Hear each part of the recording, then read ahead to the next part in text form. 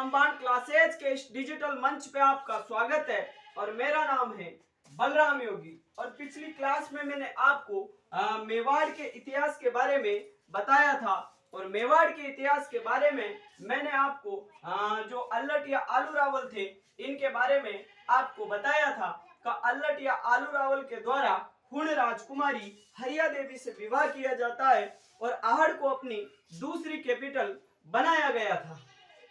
फिर मैंने आपको सारडेश्वर मंदिर की जो प्रशस्ति आती है जो 953 ईस्वी की थी उस प्रशस्ति के बारे में भी आपको बताया था कि इस प्रशस्ति में जो अल्लट या आलू रावल है इसकी माता का नाम महालक्ष्मी तथा पुत्र का नाम नरवाहन बताया गया है। और मैंने आपको ये बताया भी था कि अल्लट के द्वारा आहड़ में वराह मंदिर का निर्माण करवाया गया था जो भगवान विष्णु का मंदिर है। तो आज अपन उसी श्रृंखला में आगे बढ़ते हुए आगे की चर्चा करने वाले हैं और अगले जो मेवाड़ के शासक बनते हैं उनका नाम था जैत्र सिंह। तो आप लोग ज्यादा से ज्यादा इस चैनल को सब्सक्राइब करें और अपने दोस्तों के साथ में शेयर करें और आगामी जो भी प्रतियोगी परीक्षाएं हैं जैसे राजस्थान बीएसटीसी हुआ, राजस्थान पीटीटी हुआ, उसके अलावा बात करें पर राजस्थान सूचना सहायक और राजस्थान एसआई के लिए अपने आप को आप प्रिपेयर्ड रखें। तो अगले मेवाड़ के जो शासक थे उनका नाम था जैत्र सिंह। तो इनके समय का एक युद्ध आता है भूतेला का युद्ध। तो ये भूतेला का जो युद्ध था ये कब हुआ था तो आप बताओगे 1227 ईस्वी को ये भूतेला का युद्ध हुआ था। और एक तरफ समकालीन अगर अपन बात करें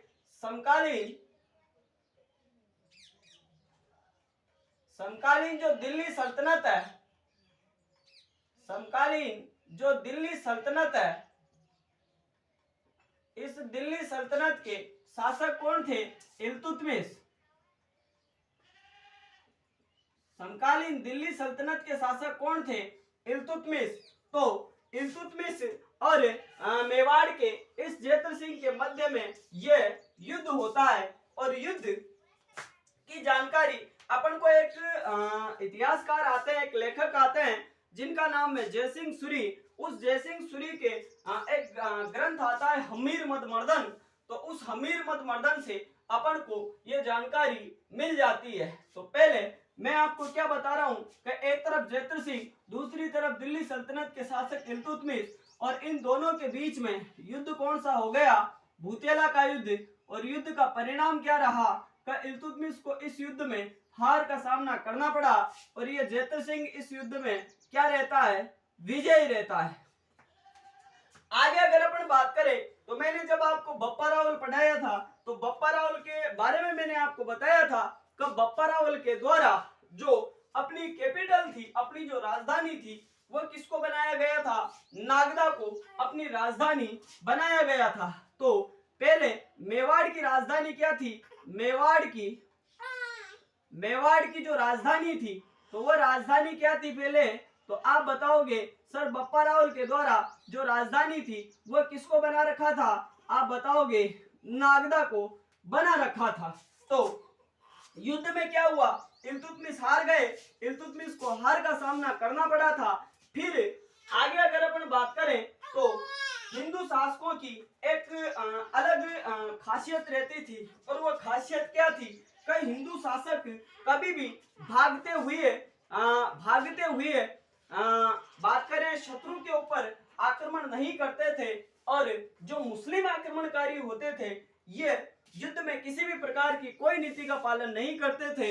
ये विरोधी शासक को हराने के लिए शाम दाम दंड भेद सारी नीतियां या संपूर्ण नीतियों का अपनाया करते थे। तो युद्ध में जब इल्तुतमिश की सेना हार कर चपले हाथ में लेकर भाग रही थी तो इस जैत्र सिंह के द्वारा उस भागती हुई सेना के ऊपर किसी भी प्रकार का कोई आक्रमण नहीं किया गया। और मैंने आपको क्या बताया है कि भूतेला का युद्ध अगर बात करें अपन तो भूतेला का युद्ध कहाँ पे स्थित, भूतेला कहाँ पे स्थित है? राजसमंद में। तो ये जो भूतेला का युद्ध उदयपुर से दूर कहाँ पे लड़ा जा रहा था?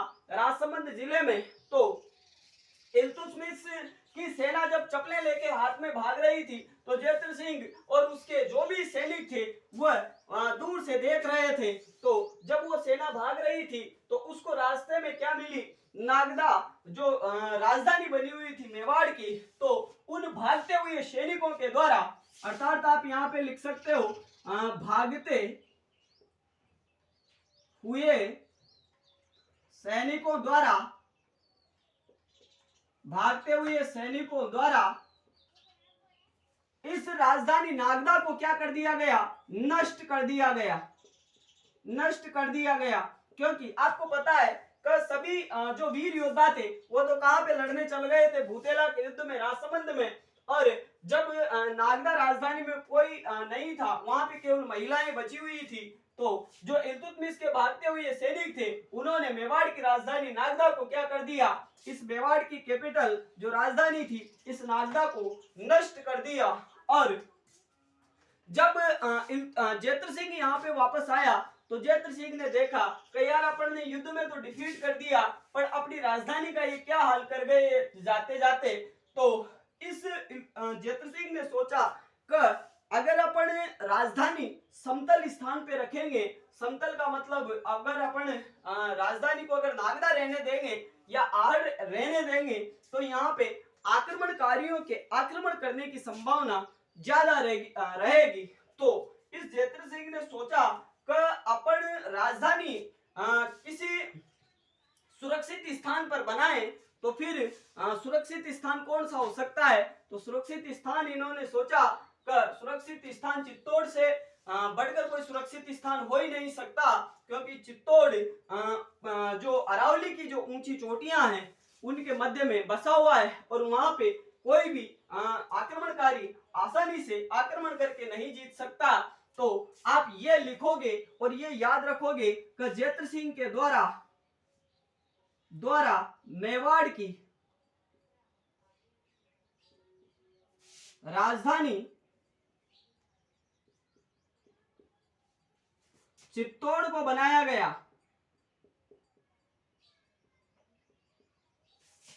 चित्तौड़ को बनाया गया था।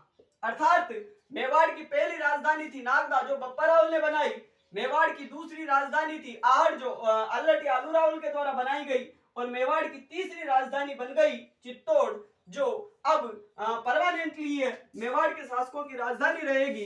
तो इस चित्तौड़ को राजधानी बनाने वाला शासक कौन था मेवाड़ का, तो आप बताओगे कसर जेत्र सिंह के द्वारा इसको राजधानी बनाया गया था। आगे अगर अपन बात करें तो जो जेत्र सिंह का शासनकाल है यह मध्यकालीन मेवाड़ के इतिहास का स्वर्ण युग कहलाता है, क्योंकि जेत्र सिंह काफी पराक्रमी सम्राट हुए थे और इनके द्वारा दिल्ली सल्तनत पर आक्रमण किया गया और वहां के शासक को पराजित किया गया। तो अपन मान सकते हैं कि ये महत्वाकांक्षी तथा पराक्रमी सम्राट थे। तो आप ये भी लिखोगे कि इसका शासनकाल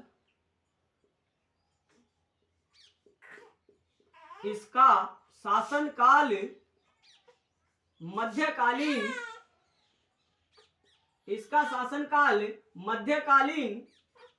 मेवाड़ के इतिहास का,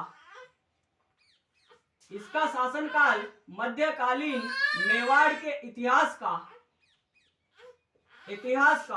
स्वर्ण युग,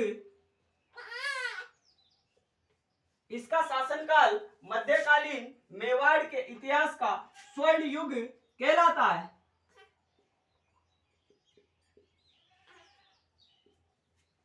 तो आप ये याद रखोगे भूतेला का युद्ध 1227 ईस्वी को जीता कौन, तो आप बताओगे जेत्र सिंह, लेकिन भागते हुए सैनिकों के द्वारा मेवाड़ की राजधानी नागदा को नष्ट कर दिया गया।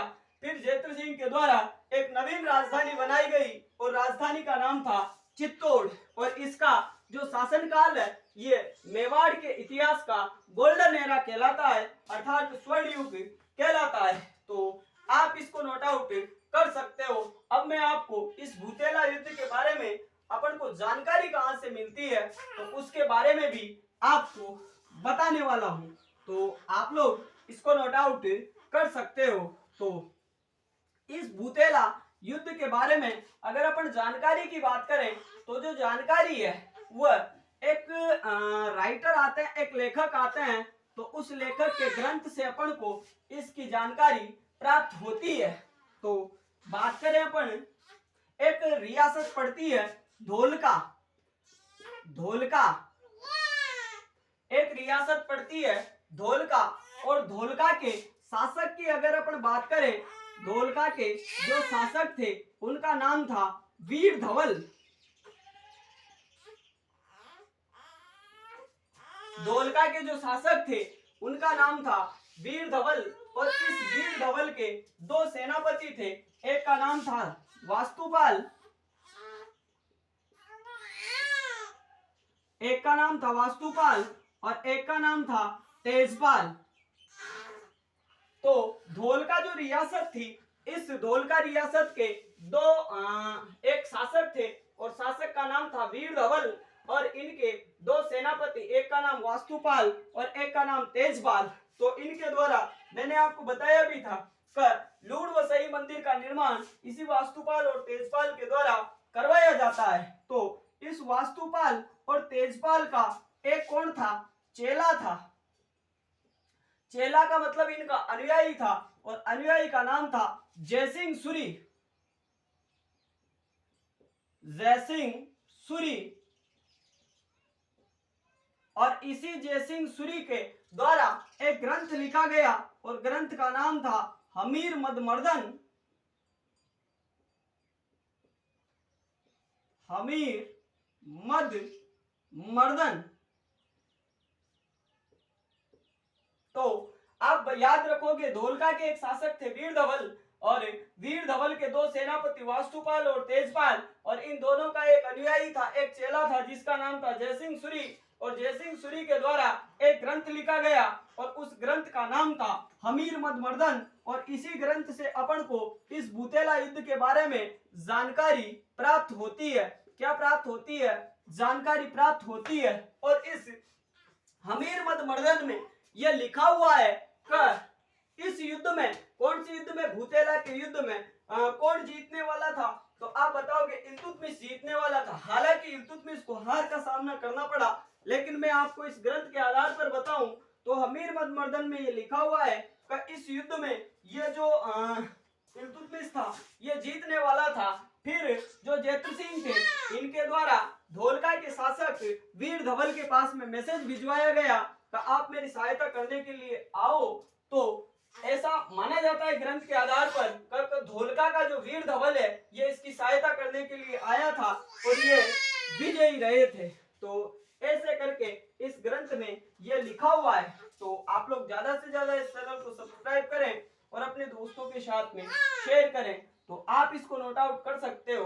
तो आज की क्लास और अभी के लिए इतना ही। धन्यवाद। आपका दिन शुभ हो।